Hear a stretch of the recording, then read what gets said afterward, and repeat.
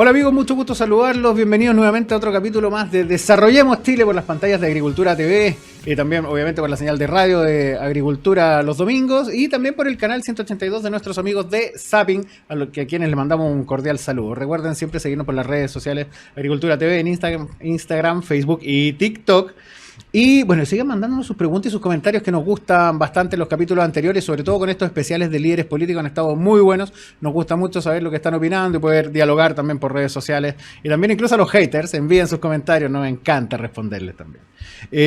Hoy este capítulo está imperdible, de verdad, porque estamos con una figura que la verdad a mí me encanta, yo lo sigo hace mucho tiempo, estoy muy de acuerdo con muchas cosas de las que dice. Y también figura como un posible candidato presidencial. En esa línea, obviamente vamos a conversar de su visión con la situación actual que está el país y también las distintas dimensiones que conviven en nuestro país, dimensión de educación, dimensión de seguridad, dimensión de el hablar también del propio desarrollo del país, cómo lo ve, qué medidas tomaría, cómo gobernaría, qué pensamientos tiene para desarrollar nuestro país. Y estoy hablando de mi estimado flamante diputado nacional, Johannes Kaiser. ¿Cómo estás, Johannes? Muy bien, gracias. Muchas gracias por la invitación. Aquí, en un día especial. Sí, todos estos días han sido bastante especiales, por lo demás, te lo tengo que confesar. Hay momentos en los cuales yo desearía que Chile fuese mucho más aburrido, ¿no? Para poder descansar un poco. Sí, desde allá bueno, ¿por qué decimos especial? Porque a veces nosotros repetimos los capítulos, siempre hablamos en un tono bien atemporal, pero hoy hay un paro general de camioneros también, sobre todo levantando un poco la voz de la condición de inseguridad que está viviendo el país, así que le mandamos desde ya un apoyo a los camioneros que están levantando la voz, que a veces la gente está chata. Y están levantando la voz por todos nosotros. Por todos nosotros, así que súper bien. Bueno, Johannes, muchas gracias por estar acá, qué genial en este nuevo formato, además que nos preparó producción para una conversación íntima. Mira, nos gustaría que nos contara, por favor, tu visión actual del escenario de Chile. Estamos con crisis de seguridad, crisis económica, también con un gobierno que se hace, la verdad, el desentendido. Tú que estás viviendo el día a día también en el Parlamento, ¿cómo ves esta situación? ¿Cuál es tu sentir al respecto? La veo bien complicada, entre otras cosas, porque el gobierno no necesariamente... A ver, el gobierno tiene el problema de haber sido parte del problema de seguridad a partir... Yo diría desde antes del 1810, pero con el 1810 ya la cuestión se puso ridícula, ¿no? Entonces, fueron ellos los que bloquearon la mayoría de las iniciativas legales de Sebastián Piñera, fueron ellos los que incluso amenazaron con dejar en 0 pesos a Carabineros si no renunciaba al general Rosas, ustedes se acordarán. Y ahora se ven confrontados con la necesidad de tener que enfrentar un escenario en el cual las condiciones de seguridad se han degradado de manera brutal y no están dispuestos a tomar las medidas que son necesarias, porque es contrario a todo lo que han dicho y a todo lo que han predicado. Hasta cierto punto el presidente efectivamente se ha dado un par de vueltas de carnero discursivas, ¿de acuerdo? Ahí está la ministra Toá celebrando la aprobación de 55 proyectos de ley en materia de seguridad, la mayoría de los cuales su sector votó ahora en contra, y su sector votó también durante el gobierno de Piñera en contra. O sea, sí, la ministra Toá para los proyectos de seguridad cuenta con los votos de la oposición, no los del gobierno. No quieren hacerse cargo del cierre de fronteras, no se han hecho cargo de la necesidad de más capacidad carcelaria, no se han hecho cargo del desastre que estamos viviendo en la Fiscalía. O sea, las medidas paliativas son ridículas si tú las comparas con lo que es el nivel de desafío. No se hacen cargo de la necesidad de reclutar más carabineros. No se hacen cargo, simplemente no se hacen cargo y siguen tramitándonos y muchas veces apareciendo en la prensa como si estuviesen respaldando proyectos de seguridad que no son tales. Porque cuando uno los ve dentro de reglas de uso de la fuerza, por ejemplo, porque cuando uno los ve, entonces la operatividad legislativa, las cosas que meten, entonces uno dice, ¿sabes qué más? Esta gente no aprendió nada. Como esa cuestión de andar deteniendo a la gente, preguntándole, o aplicándole la fuerza, preguntándole primero si era miembro de un grupo indígena, a ver qué preferencia sexual tiene usted. Entonces te saca un chipote chillón. Y claro, una cuestión por el estilo. Y ahí se nota, simplemente se nota que esta gente no tiene una comprensión más profunda del fenómeno de seguridad o no le importa, o siguen con su lógica revolucionaria y lo que quieren es hacer implosionar al Estado de Chile. Que es un poco lo que hace siempre la izquierda, la izquierda ya cuando toma el poder se hace de las Fuerzas Armadas y ahí sí que la cosa, claro. Ahí sí que la cosa se pone. Me acuerdo lo Modor, por ejemplo, el tren rojo de Trotsky, que era sanguinario, o los fusilamientos del Che Guevara. En masa. Todo esto, bueno, las marchas LGTBQ, Z, no sé cuánto, con polera del Che Guevara, creo que estuvieron. Sí, el fin de semana había una, no sé dónde fue. Es como literalmente ver a los LGTB con la polera del Che Guevara, que metía a los LGTB en campo de concentración. Es como ver, no sé, una marcha de israelíes, bueno, con una polera de Hitler. Bueno, no tiene ningún sentido. Es lo más loco que he visto en mucho tiempo. Exactamente. Vivimos el mundo al revés, parece. Claro. Y en el mundo al revés, hablando de seguridad, la situación de fiscalía es gravísimo. Por ejemplo, mira, vimos un veredicto a favor, menos mal, del vecino de Villa Alemana, que dio muerte a un ladrón que estaba en su casa en la noche, obviamente todo oscuro, llegó y le disparó. Obviamente, ¿qué hace ese tipo en su casa? Y claro, salió inocente, pero arriesgaba 15 años de cárcel. Y ha sido el único caso que han fallado a favor de la víctima, porque venimos con una seguidilla de fallos a favor en este caso del delincuente, convirtiendo a la víctima en victimario. Y también tenemos a la fiscal Chong, por ejemplo, que son declaradamente parte de una ideología y hacen persecución política también a otros actores del... Y jueces también. No olvidemos a aquellos jueces que están actuando como jueces instructores, que es el antiguo sistema, ¿no? Que es lo mismo, el fiscal y el juez estaban unidos en una sola figura. En Temuco, un juez que hay, el señor Mesa, que anda condenando por complicidad... O sea, una cosa increíble. A todos a presidio perpetuo, cuestiones que pasaron hace 50 años, gente que no estaba en el lugar, no importa, vamos condenando. Y esto en razón también de esto, si tenemos un problema serio con el Poder Judicial y con la Fiscalía, hay muy buenos jueces, hay muy buenos fiscales, muy comprometidos, yo no lo pongo en duda, pero hay en ciertas causas, específicamente aquellas donde se ven casos en que están involucrados uniformados, ya sea del periodo 73-90 o del periodo del 18-10 para adelante. Hay jueces y fiscales que dejan traslucir demasiado su activismo político, pero demasiado. Y esa es la razón por la cual, por ejemplo, el comandante Crespo, que ahora también está procesado, ¿no? Dijo que los carabineros no le temían a los delincuentes, le temían a la justicia. Y esa es una de las razones por las cuales se propuso el tema de la regla de uso de la fuerza. Y es una de las razones por las cuales se propuso llevar estos casos a la justicia militar. Que la izquierda se opuso en masa. ¿Por qué? Porque no tienen gente infiltrada en la justicia militar de momento todavía, ¿no? Entonces, pero ese es en esencia, el tema es que no existe la comprensión profunda de la necesidad de certeza jurídica para las fuerzas del Estado que están involucradas en el combate a la delincuencia, al terrorismo o incluso en algún momento en un conflicto armado, Dios nos salve. No, o si no existe, no. Estoy siendo demasiado positivo. Existe la conciencia y se hace sabotaje. Existe un compromiso de ciertos sectores de la izquierda con destruir nuestra capacidad de reacción ante los ataques de sus amigos de Temucucuy, de los narcos y de otros. Y a mí no me sorprende, porque no nos olvidemos de una cosa. Aquí el Partido Comunista hace poco tiempo atrás salió a defender de nuevo al gobierno cubano, ha sido amigo de Venezuela, o sea, el gobierno venezolano, disculpen los venezolanos que nos están viendo, porque no tienen por qué estar en el mismo bote que su gobierno, pero el gobierno venezolano está perseguido por el FBI por narcotráfico. Nosotros creemos que estas cosas en Chile pasan por casualidad, que exista una intención y una voluntad sistemática de debilitamiento de nuestras instituciones. Que hayan cambiado el discurso antes de las elecciones a mí no me sorprende, porque son mentirosos, porque mienten de manera sistemática, te mienten a la cara. Que cambien el discurso no me sorprende. Pero cuando uno quiere saber si un mentiroso dice la verdad, uno ve qué es lo que hace, no lo que dice. Si usted no tiene confianza en una persona, deje de escuchar lo que dice, vea lo que hace. Porque los actos no mienten. Y esta gente sigue actuando como siempre.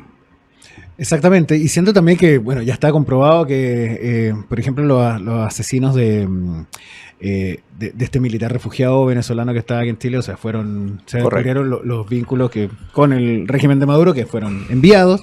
Y ahí en esa línea, porque estamos hablando de la seguridad inmediata que vivimos nosotros como personas. Por ejemplo, el asalto en la calle, el aumento de los portonazos, etcétera, etcétera. Que eso está todo relacionado. Está todo relacionado, claro. Porque tú destruyes el núcleo por razones políticas y esto tiene consecuencias para la gente a nivel popular igual. Claro, exactamente. Y ahí a nivel de inteligencia nacional, ¿cuáles serían tus medidas? ¿Cuál inteligencia nacional? Claro, en primer lugar, está en off. En primer lugar, tenemos que construir un sistema de inteligencia nacional, pero tiene que ser un sistema de inteligencia nacional que dé garantías, porque esto va a ser un sistema democrático, donde haya alternancia en el poder, de que nadie que llegue posteriormente y tenga, por ejemplo, la postura que tiene el Partido Comunista pueda utilizar el sistema de inteligencia para perseguir a sus opositores. Si es así de sencillo, nosotros tenemos que tener mucho cuidado, yo estoy tramitando ahora la ley de inteligencia, tenemos que tener mucho cuidado de no dejar una estructura que pueda servir para coartar la libertad de los chilenos honestos. A los delincuentes con el mocho del hacha, a los narcos y a los terroristas hay que liquidarlos, a la gente que está haciendo lavado de dinero o que tiene relaciones desde la política con el narco, con el terrorismo, vamos por ellos, ¿ya? Porque están violando la ley. Pero al ciudadano honesto, el sistema tiene que dar garantías de que no se va a utilizar para cerrar para que el sistema de inteligencia mismo se transforme en una amenaza a la democracia y a la libertad de los chilenos. Porque en ese caso estaríamos haciendo un cambio muy malo. Claro, exactamente. Sería un cambio un poco a lo Bukele, en realidad, que ocupó lo que tenía. Hizo variar las leyes nomás. Y bueno, eso es esencial. La gente, el común de las personas dicen, pero si las leyes ya están, es cosa de aplicarlas. Bueno, yo creo que hay una divisoria ahí. Hay gente que entiende que las leyes ya están y hay otros que dicen, bueno, si no funcionan las leyes actuales hay que hacer otras leyes. La verdad es que el problema es efectivamente de implementación. Claro, y eso lo ocupa bastante la izquierda, que dice, acá no funciona, tenemos que reformar. No, si lo ocupan como argumento de reforma. La culpa es siempre de la ley, pero no solamente la izquierda, la derecha también. Si el sistema político no funciona, entonces el problema es que es del sistema. Yo le voy a decir una cosa a muchos colegas, tanto de la centroderecha, centroizquierda y la izquierda. Si yo los colocase a ustedes en el sistema suizo no funcionaría. ¿Por qué? Porque es un problema de calidad de personal. Exactamente, el factor humano. El factor humano. Yo puedo tener un Ferrari, pero si pongo a un mono a manejarlo, va a terminar chocado. Exactamente. Y no va a correr ninguna pista de F1. No. Nada. Exactamente. Bueno, el factor humano, que lo hablamos siempre acá. Mira, en esa línea... Aquí oye, a todo esto, por favor, sin desconocer una cosa, hay gente muy valiosa en todos lados, pero no nos equivoquemos. Aquí, efectivamente, el factor humano, las dinámicas, los intereses, el egoísmo, juegan un rol esencial en que este país no esté funcionando.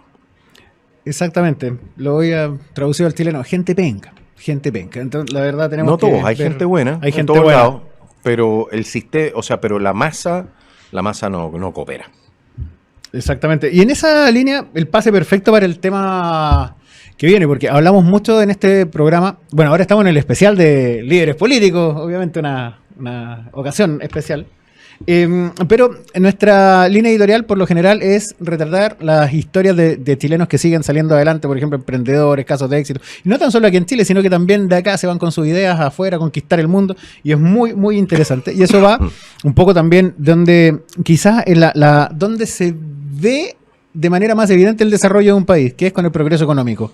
Aunque sabemos que el desarrollo es multidimensional. Por ejemplo, tener infraestructura de calidad, que no te asalten una calidad de vida, acceso a servicios básicos, alcantarilla, en fin, es multidimensional, pero el desarrollo económico es como el barómetro, quizás el faro más visible.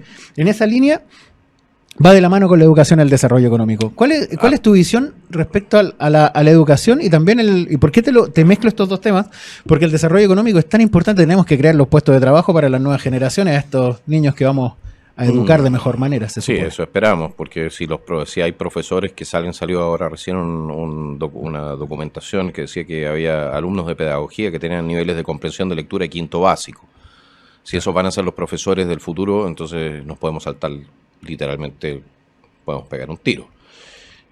Porque estamos hablando de la sociedad del conocimiento. Ahora, exacto, yo le voy a decir una cosa. De todos los elementos de todos los elementos que tú mencionaste, probablemente el tema educativo y valórico es el más importante después para el desarrollo económico. Y te voy a describir dos casos que son paradigmáticos, ¿de acuerdo? Japón y Alemania después de la Segunda Guerra Mundial. Claro. Los dos países no les había quedado nada, los habían bombardeado todo, no había infraestructura, era un desastre, completamente un desastre, no había quedado piedra sobre piedra. Chile era infinitamente más rico en ese momento que cualquiera de esos dos países. En 5 años nos habían superado, de nuevo. ¿Por qué? Porque la riqueza que realmente hace la diferencia es la riqueza que tú tienes aquí. Y es la riqueza valórica también de lo que son, lo que se llaman ¿cómo se llama esto? Las virtudes secundarias, que en Chile ya nos enseñan. Disciplina, moral de trabajo, puntualidad, honor, honestidad, decir la verdad. Son cosas que son esenciales, ¿por qué? Porque te reducen los costos de transacción, porque te permiten una productividad mayor, porque te permiten también tener un compromiso, no solamente del empleado con su empresa, sino que de la empresa con el empleado. Se forman alianzas, se forman confianza. Eso va de la mano de una articulación valórica común dentro de la sociedad. Y nosotros, en vez de enriquecernos valóricamente durante los últimos 30 años, yo tengo la impresión de que nos hemos ido empobreciendo, que el capital cultural en Chile ha ido retrocediendo, las formas, el respeto, etcétera. Eso es capital cultural. Y sobre ese capital cultural tú construyes economía, construyes sociedad, construyes bienestar.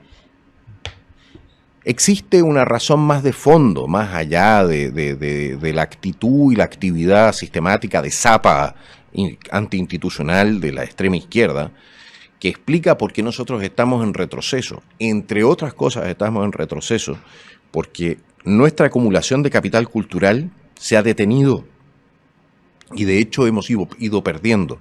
Y le voy a decir una cosa, señora, señor, el capital cultural es el único capital que no duele cuando se reparte. Y es el único capital que cuando usted lo reparte definitivamente genera más desarrollo. Increíble, porque es parte también del proceso de deconstrucción cultural de la izquierda, no tan solo económico, no tan solo a nivel de seguridad, sino que también la deconstrucción cultural que relativiza todo. Así o sea, es. Ser responsable, ¿qué tantos? ¿No? O sea bueno, tener disciplina, da lo mismo. Lo vemos, da lo mismo. Lo vemos en un gobierno que entró y dijo que ellos iban a trabajar solamente 40 horas a la semana porque el tiempo libre era importante. Claro. ¿Ah? Claro. ¿En serio? Se nota. Se nota sobre todo en Viña del Mar ahora, en Valparaíso, en Quilpué, se nota eso de trabajar solamente 40 horas y hasta por ahí no más, porque si descontamos los cafecitos tienen que haber sido 15 a la semana. Y ahí tenemos la situación. Exactamente. Entonces no podemos querer trabajar, no podemos querer ganar como los alemanes o como los suecos o como los japoneses, o sea, en lucas y toda la cuestión, y trabajar como los africanos, si esa cuestión no funciona. Exactamente, el factor humano nuevamente, el factor cultural. Milei lo identificó muy bien. Él transformó una serie de ministerios que estaban ahí, los fusionó, otra cuestión, hizo un ministerio de capital humano, así le llaman. Exactamente. Y que fue donde metió la educación, el único ministerio donde concentró todo esto. ¿Por qué?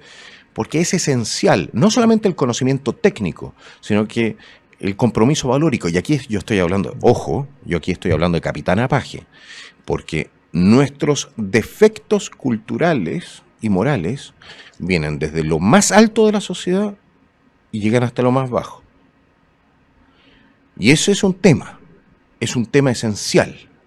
Exactamente, y uno de esos estamos viendo también la abundancia de cobardía y la falta de valentía, lo estamos viendo hoy en día. Mira, nos dicen que estamos justo en el tiempo para la primera pausa, muy cortita, 1 minuto y estamos de vuelta, no se vayan. Bueno, amigos, estamos de vuelta a esta brevísima pausa acá en Desarrollemos Chile. Recuerden, bueno, siempre apareciendo también por las pantallas de nuestros amigos de SAPI en el canal 182, a quienes le enviamos un cordial saludo. Y acá estamos conversando con nuestro flamante diputado Johannes Kaiser, conversando de lo humano y lo divino y también de su visión de país. Que en realidad, ¿qué podemos hacer para salir del estancamiento? ¿Cómo podemos seguir avanzando con ese avance que veníamos trayendo que estaba bastante bien? Y que en realidad se ha complejizado porque no es tan solo un avance económico, sino que también vemos que es cultural, también es geopolítico, también es de inteligencia, también hay muchas dimensiones más. Así que bueno, siguiendo con el tema, Johannes, estábamos hablando un poco de, bueno, visiones del desarrollo, pero también te quiero llevar, ya, y en el caso de resolvimos nuestras amenazas geopolíticas, montamos un aparato de inteligencia, resolvimos la crisis de seguridad, vámonos a la industria, también a nuestra producción, porque también tenemos que crear esos puestos de trabajo, tenemos que, bueno, empezar a mejorar, o sea, seguir en el fondo con las cifras que veníamos bastante bien para un país que a la gente se le olvida, que piensa que, bueno, los últimos 40 años, los que nacimos los últimos 40 años, vimos a Chile próspero, ese Chile que dejó la reforma de los Chicago Boys con una economía pujante, un país ordenado. Recordemos a Sergio de Castro en el marco de la Constitución. Conversación. No, Sergio de Castro fue uno de los grandes pensadores de la modificación del sistema económico y es un hombre al cual acaba de fallecer y pocos honores se le han dado. Sergio de Castro Grande, un pequeño homenaje acá, lo recordamos con cariño y con mucho agradecimiento.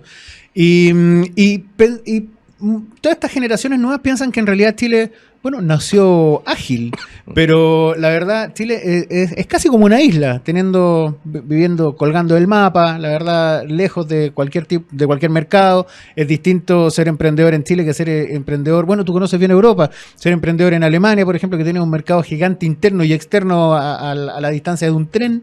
Es totalmente distinto. Entonces, claro, Chile sin duda es un milagro económico. Entonces, fue un milagro económico. En este momento estamos con las segundas cifras más malas de crecimiento económico en Latinoamérica, y es decir, que le estamos ganando solamente a Haití. Claro. Entonces, seamos sinceros. La verdad es que en los últimos 30 años la clase política se ha empeñado en ir haciendo reformas que fueron haciendo cada vez menos competitivo este país. En primer lugar, tenemos una tasa de impuestos que es superior a la del promedio de la OECD. Es decir, cobramos impuestos más caros que en Europa y entregamos peores servicios que en algunos países africanos. Tasa de impuestos del 27. Ok. Suecia creo que tiene el 13 o 14. A las empresas estoy hablando. Claro, a las empresas, sí. A las personas un poco más alto. Sí, a las personas bastante más alto. Claro, pero hay paréntesis, nosotros tenemos, recordar, obviamente estamos con un diputado, no podía estar con nuestra polera de Flat Tax, nuestra campaña Flat Tax 10%, pero la recordamos, seguimos en campaña. Y de hecho yo creo que terminaría recaudando más. Ahora, todo esto está encadenado, ¿de acuerdo? Tú necesitas menos impuestos para que se pueda crear trabajo en Chile. Necesitas un valor de la energía industrial que sea competitivo. Necesitas un sistema laboral más flexible. Porque lo que tenemos en este momento, lo que ha hecho, ha sido prácticamente transformar la contratación de un trabajador en una adopción por tiempo ilimitado. ¿Y qué sucede con eso? Bueno, las empresas dejan de contratar formalmente. Resultado, tenemos 30% de la población laboral en Chile trabajando en la informalidad. Ahora veamos la siguiente consecuencia que va de la mano de eso.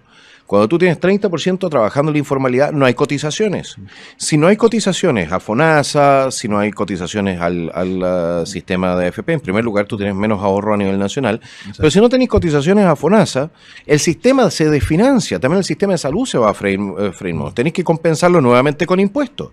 Es decir, todo el sistema se empieza a anquilosar y se detiene como hasta el momento. Ya cuando nosotros cuando habla el gobierno que vamos a tener 2,5% de crecimiento, yo digo, ¿sabes qué más? Están siendo un poquitito optimistas, porque ahora metieron la ley de las 40 horas, le subieron, gracias Sebastián Piñera, parece que no se pudiese criticar a ese hombre, pero él metió el impuesto a los servicios,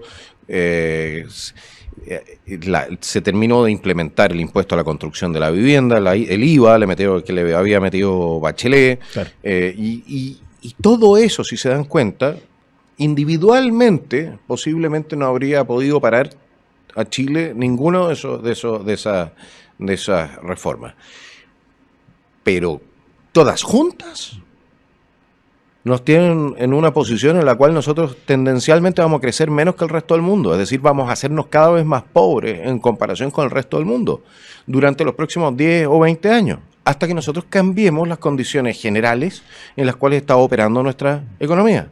Ahora, también un punto, y ese es aquí un palo para la derecha, abrir las fronteras, porque no querían ciertos empresarios gastarse las lucas en capitalizar, en invertir en bienes de capital, en invertir en mejor capacitación y productividad de sus trabajadores para seguir siendo competitivos.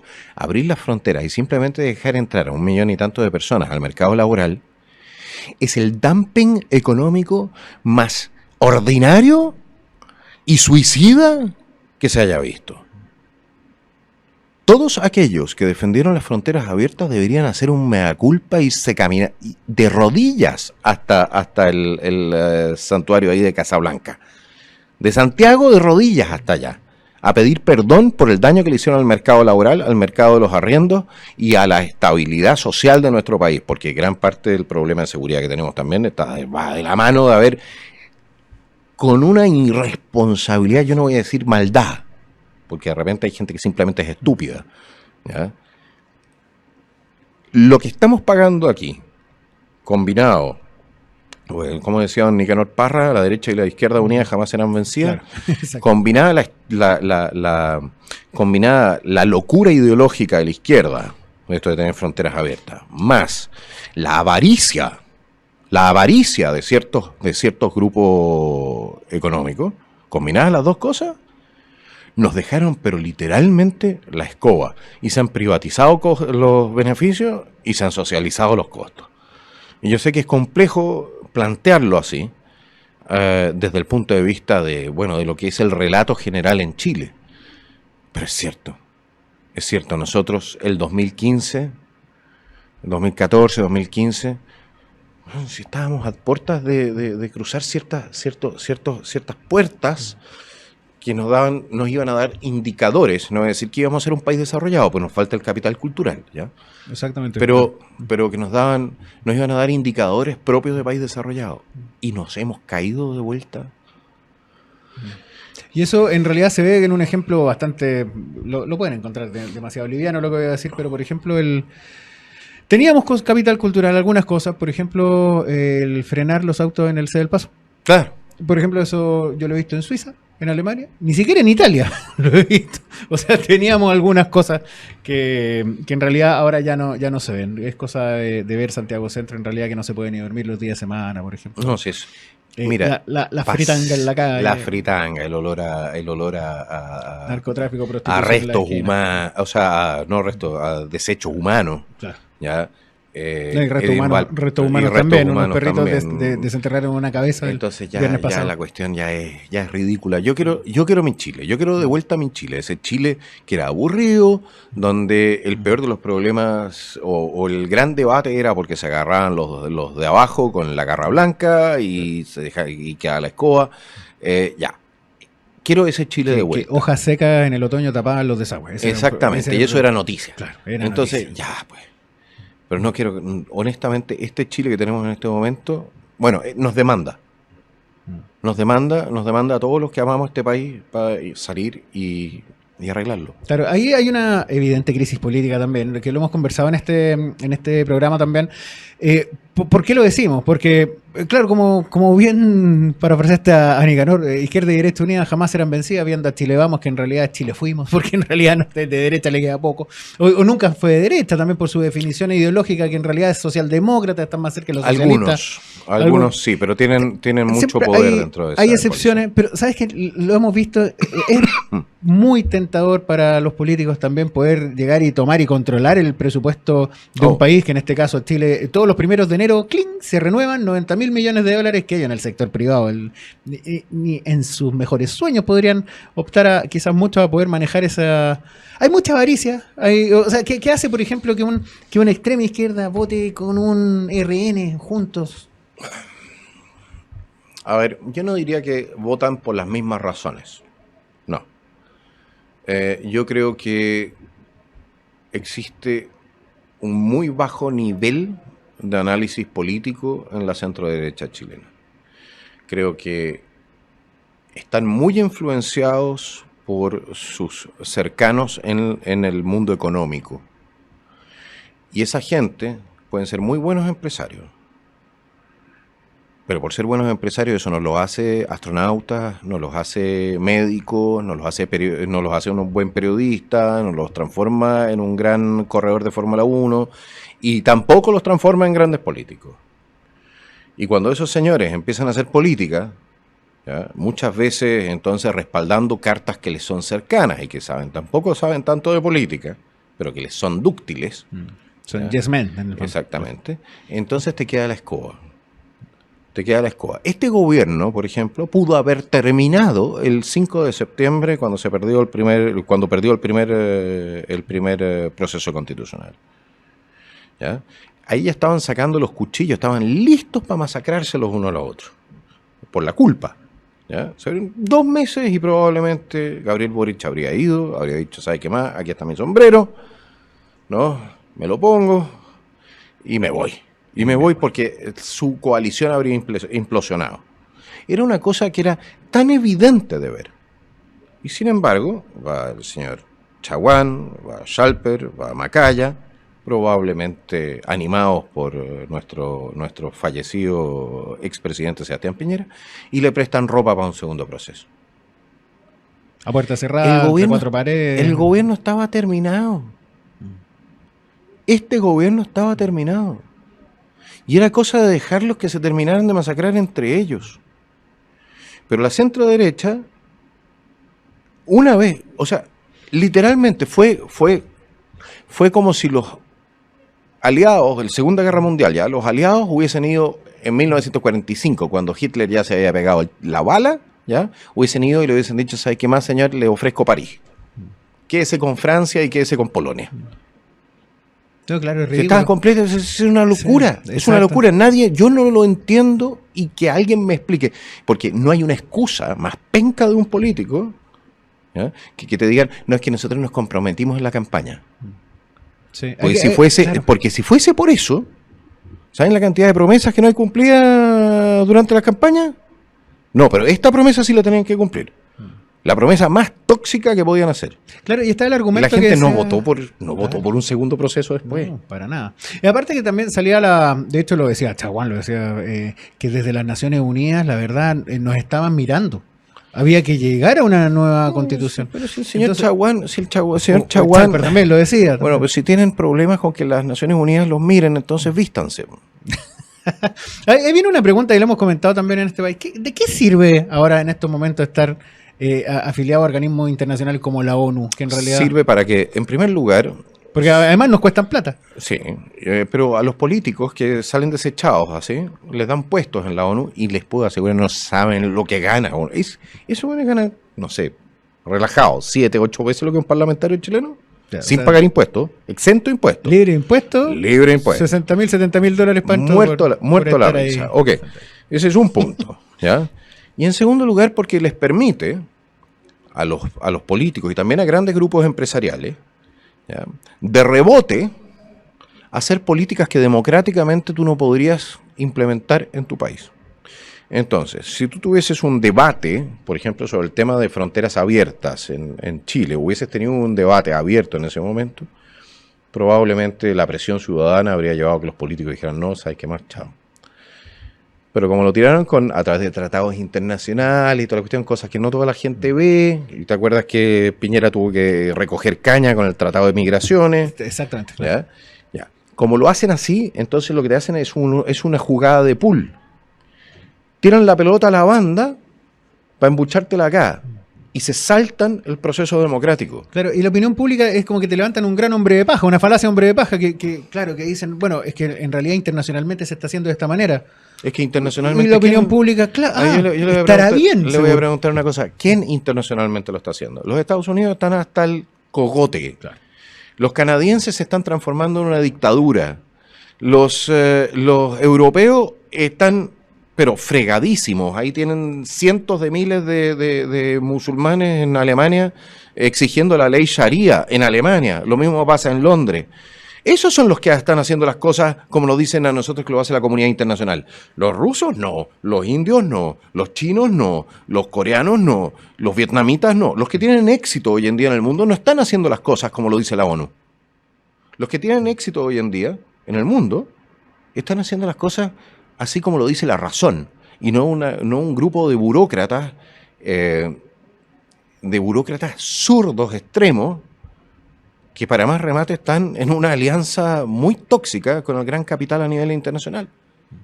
Sí, una alianza bien siniestra por un control total. Increíble porque el afán de meterse en la política interna de otros países para manejarlo, la verdad, es bien inmoral. Sí, pero no es ninguna novedad. A ver, Adam Smith, que era un pensador liberal, él decía que existían dos peligros para la libertad. ¿Ya? Eso es algo que muchos liberales olvidan. Uno era el Estado y el segundo eran los empresarios con mucho poder. Cuando salían el Estado con empresarios con mucho poder, tú tienes lo que se llama el corporativismo. Y el corporativismo, ustedes lo conocerán por otro nombre, se llama fascismo. Y lo que nosotros vemos hoy día es, y ustedes véanlo la propaganda de las empresas, de Falabella, de muchas empresas. Lo que ustedes ven es política de izquierda impulsada por grandes corporaciones internacionales. ¿Cómo se llama eso? ¿Cómo se llama eso? Un corporativismo global. Corporativismo global. Entonces te ofrecen una gobernanza global de salud, una gobernanza global supuestamente por el tema climático, te ofrecen puras gobernanzas globales. ¿Saben lo que es una gobernanza global? Es un gobierno mundial. Esa es la traducción de gobernanza global. Y supra soberanías nacionales. Y sin ningún tipo de elemento democrático, no nos equivoquemos. Nada de democracia. Hasta ahí nomás. Y una cosa, señora, no se olvide una cosa. Cuando llega un político y le dice a usted, no, es que tenemos que entregar soberanía, no se olvide de lo siguiente. Soberanía en Chile, la soberanía en Chile radica en el pueblo, es decir, en usted. Y se articula a través de elecciones y plebiscitos. La soberanía es la facultad de tomar la última decisión en materias de Estado. Cuando el político llega y dice, no, es que tenemos que entregar soberanía, lo que está entregando es su voto. Está entregando el voto de la gente. A gente por la cual usted no votó. Así que ojo con los que andan diciendo que esto de los tratados internacionales es una maravillosa idea. Exactamente, el voto le cae de rebote a organismos internacionales. Correcto, ellos se quedan con la facultad de tomar la última decisión en materias de Estado. Claro, exactamente. Y es así como nos metimos, por ejemplo, en el Pacto de San José de Costa Rica, que dice es maravilloso, un pacto de derechos humanos. Uno entendería que todo no hay mayor tema. Pero la Corte Interamericana de Derechos Humanos infiltrada, y no lo digo yo, lo dice el ex canciller, el ex vicepresidente peruano Tudela, lo dicen los peruanos, están ahora en guerra con la Corte Interamericana, y esa Corte viene aquí y nos empieza a manejar nuestra política interna, como por ejemplo, ¿ya?, que en Chile no podían ver ciertas causas los tribunales militares.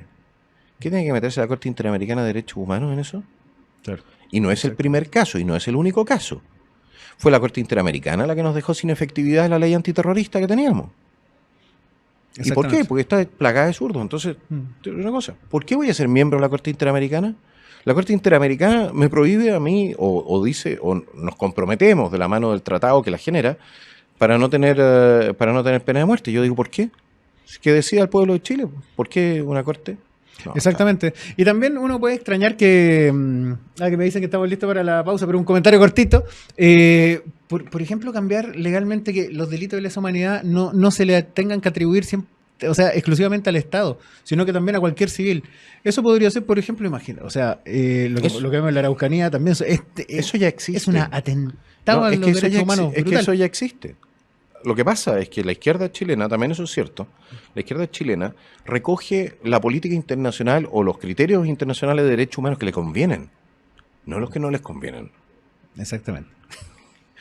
Siempre arregla la torta ahí a su pinta. Bueno, vamos a una muy, muy, muy breve pausa, un minutito, y estamos de vuelta con el tercer bloque y final de este capítulo tan entretenido que tenemos. Breve pausa en esta entretenida conversación con Johannes Kaiser. Bueno, aprovechamos para mandarle un saludo a todos los amigos que nos están viendo. Recuerden siempre seguirnos por las redes sociales y recuerden enviarnos también sus comentarios que nos gustan tanto. Y mira, Johannes, estábamos entretenida la conversación. La crisis política y el devenir político, la verdad, es apasionante y sin duda hay hartas cosas que ordenar ahí. Pero también hagamos el ejercicio de que lo resolvimos. Lo resolvimos. Okay, yeah. ¿Cómo potenciamos las distintas industrias de Chile. ¿Ves tú también algo que tengamos quizás subutilizado? Porque, por ejemplo, tenemos la agricultura, que también quizás la podríamos potenciar más. Vemos la industria del salmón, la minería, vemos la industria del litio, que en realidad ha sido un fiasco la política nacional del litio de este gobierno. ¿Cómo ves tú nuestro desarrollo industrial y comercial, también integrado al mundo? En primer lugar, por ejemplo, el tema minero. Yo a esta altura sabrán que Codelco está con una deuda de casi 20.000 millones de dólares y estuvo perdiendo 500 millones de dólares, claro, prácticamente nunca, sí. el año pasado. Yo creo que Codelco, el 49%, o sea, el 51% de Codelco tiene que ser privatizado para que tenga gestión privada. Ya no queda otra vuelta y de alguna manera poder deshacernos de ese lastre que se está transformando de Codelco, de ser el pagador el sueldo de Chile, se está transformando, o lo han transformado los señores políticos en un pozo donde vamos a tener que empezar a meter plata de impuestos. Claro. Y eso no tiene ningún sentido. Como TVN también, que la misma magnitudes distintas. Claro. Magnitudes distintas. Respecto del litio, a mí me habría encantado ver una licitación de nuestro litio, no una entrega de dedo. Por lo demás, se saluda entonces a la familia de mi general, pero para encima lo hace este gobierno. Pero yo habría sido partidario de una licitación. ¿Por qué? Porque una licitación nos habría permitido recoger o levantar, si lo hubiésemos hecho a tiempo, unos 20, 25, 30 mil millones de dólares, muerto a la risa, un capital base para crear un fondo soberano como lo tiene Noruega, del cual hubiese entonces, posteriormente también con los impuestos al litio y al cobre, pudiésemos haber financiado un fondo de pensiones estatal, invertido así como lo hacen los noruegos, lo hacen los Emiratos Árabes Unidos. Los canadienses también tienen varios instrumentos orientados a pensiones. Invierten entonces a nivel internacional y esa plata efectivamente se transformaría en plata de todos los chilenos porque te habría servido para hacer una pensión base relativamente decente. ¿Ok? Pero bueno, no lo hicimos. Todavía podemos hacerlo hasta cierto punto más adelante. Ahora, yo personalmente creo que Chile tiene que depender fundamentalmente, y el sistema político tiene que depender fundamentalmente de los ingresos que vengan de la industria, el comercio y el conocimiento. Si nosotros dependemos de las materias primas, es muy fácil ser político cuando tú tienes un país muy rico en materias primas, porque tú simplemente vas y sacáis de donde están esas lucas.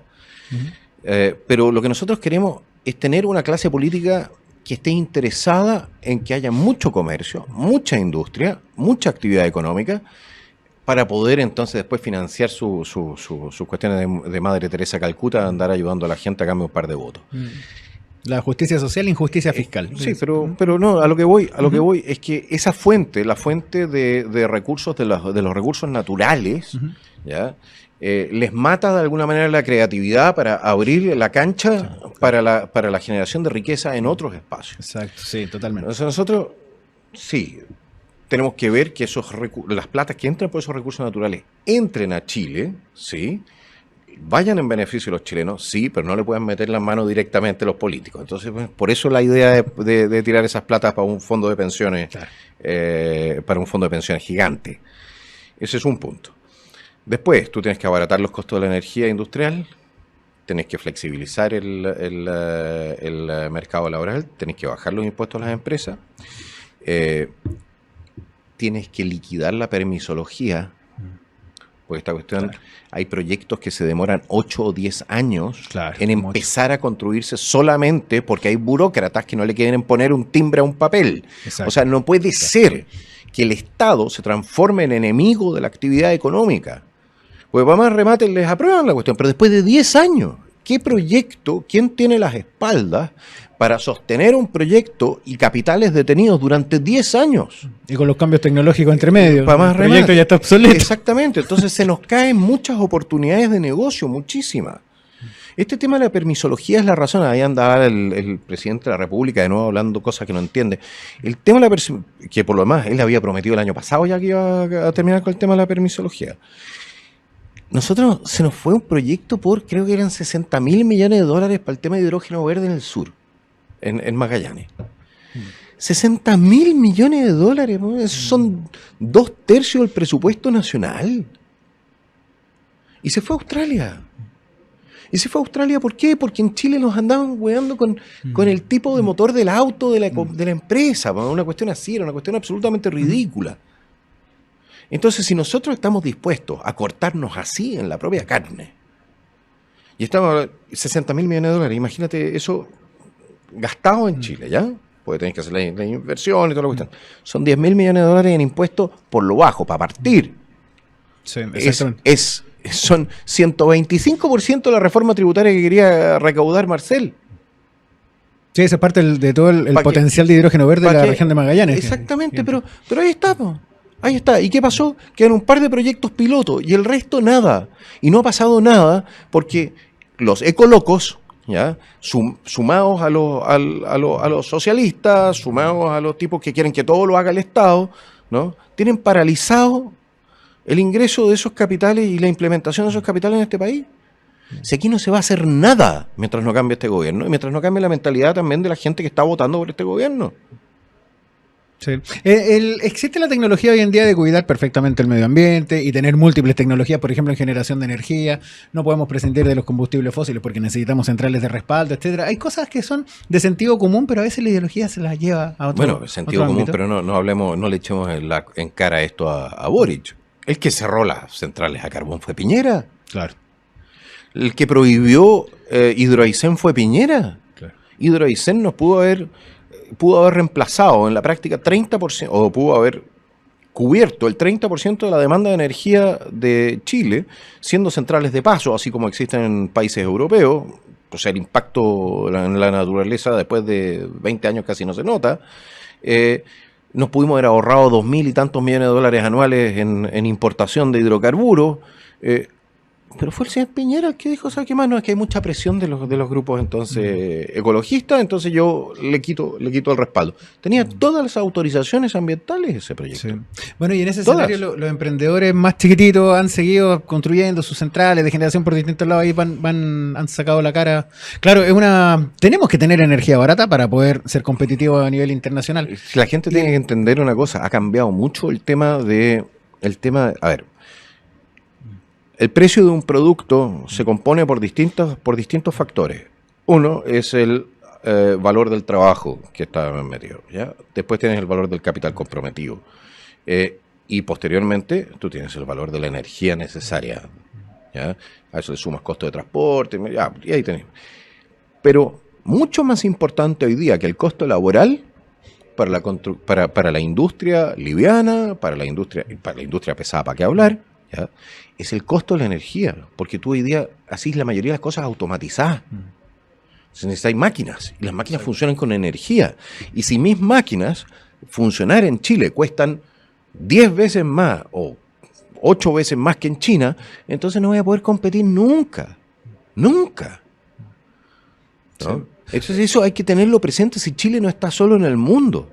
Sí, hay un saludo en realidad a los amigos de la Asociación de Comercializadores de Energía de Chile que están en una campaña de liberalizar el mercado eléctrico, porque si lo liberalizas, un cliente que se cambia del mercado regulado al mercado libre para poder comprar su energía libremente, puede optar a tarifa un 20 o 25% más barato, incluso más en algunas zonas del país. Y eso, bueno, aportar un poco la competencia y los beneficios de la competencia a un mercado La competencia siempre ayuda. La competencia siempre ayuda, sobre todo cuando tú tienes mercados mal regulados.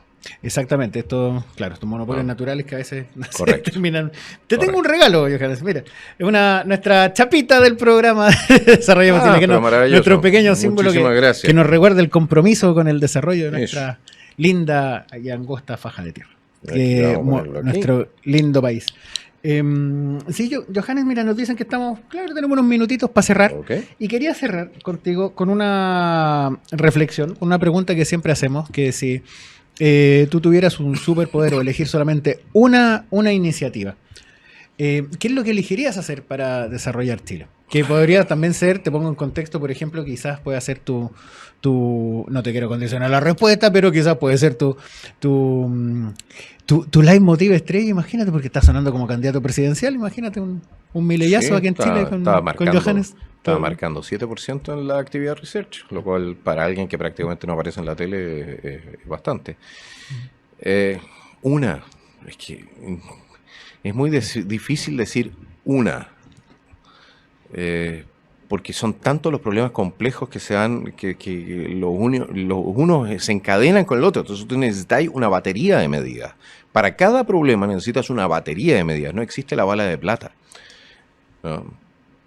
Pero si tú me preguntaras a mí, así como una cuestión independiente de la solución de los problemas que tenemos, ¿ya? ¿Qué me gustaría hacer a mí? A mí me encantaría tener efectivamente una ofensiva comunicacional, tanto en Asia como en Europa, para, una vez solucionado el resto de los problemas, pero lo podemos hacer también en paralelo, para hacer a Chile un atractivo turístico más grande de lo que es ahora. Es mucha plata la que hay en turismo y nosotros lo hemos estado aprovechando muy, muy poco. Yo me acuerdo de haber estado en Europa y Chipre, por ejemplo, pasaba comerciales en televisión. Chipre, Egipto, Grecia, Italia incluso, pasaban comerciales en televisión. Venga acá, bueno, las cosas maravillosas que hay que ver y todo lo que usted. Nosotros... Y estamos hablando de miles de millones de dólares. Pues, sí. Y quieres una industria que efectivamente no te impacta mayormente el medio ambiente, pero no le ponemos ni siquiera las lucas para hacer una buena propaganda en el extranjero. ¿Ah? Pero tenemos lucas para gastárnoslas en fundaciones.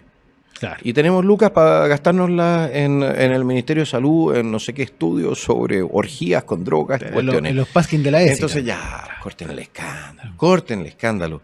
No tenemos las lucas, imagínense, no tenemos ni siquiera las lucas para participar de la Bienal de Venecia, la Feria del Libro de Frankfurt, que son todas ventanas que después terminan haciendo conocido a tu país y la gente está interesada en venir a conocerlo. Y dejar lucas acá, pues, si no nos equivoquemos. ¿Ya? Si esta cuestión también es negocio. Absolutamente. Y este gobierno, y el anterior a ese. No sé. Yo te voy a decir una cosa. Ese sería como. Pero ese es un punto absolutamente marginal. Dejémoslo claro. Sí, es un punto livianito. Es un punto livianito. Pero importantísimo, ¿eh? Porque es mucha plata, es una industria gigante. Pero que yo durante muchos años, estando allá, viviendo en Austria, yo veía esta cuestión y yo decía, ¿dónde está Chile? Veía los comerciales de los otros países y yo decía, ¿y dónde está Chile? Sí. Y no estaba Chile. Hay que hacer que esté Chile. Y hay que hacer que esté Chile. No, y esto, bueno, palabras mías, hay que hacer que esté liderado por gente honesta, que realmente no tiene mayor interés que hacer las cosas bien. Y en realidad yo eso lo veo en ti, Johannes. Así que te doy muchas gracias por venir acá a conversar con nosotros. Este es tu espacio cuando quieras, tengan novedades. Y también, bueno, y también vamos a estar cerca viendo cómo avanza esta aventura presidencial, esta carrera marcando un porcentaje importantísimo. Muy importante, sobre todo considerando que yo a la prensa tradicional normalmente, o sea, muy raro que a mí me inviten a la prensa tradicional, ya sea entrevistas en medios de prensa escrita o, aunque sí recogen algunas cuñas mías, o televisión. No sé qué. Aparte que a la gente que es honesta y que es transparente y que tiene fuerza también en sus palabras, que tiene convicción, le dan duro, no le invitan, no le dan. No, si está bien que le den a uno. Mira, el periodismo tiene no solamente la necesidad, sino que tiene la obligación de controlar a la gente que está en el poder. ¿Ya? Yo no tengo ningún problema con eso. Pero de repente las líneas editoriales uno dice, oye, viejito, qué cosa más rara, ¿por qué no le pegáis a todos de la misma manera? Eso es todo. Eso es todo. A todos por igual, por último. Eso no, si la ley pareja no es dura. Pareja no es dura. Igualdad ante la ley también, obviamente. Eso. Si hablamos, esa es una igualdad que la única igualdad en la cual yo creo. Exactamente. Bueno, Johannes, muchas gracias. Encantado.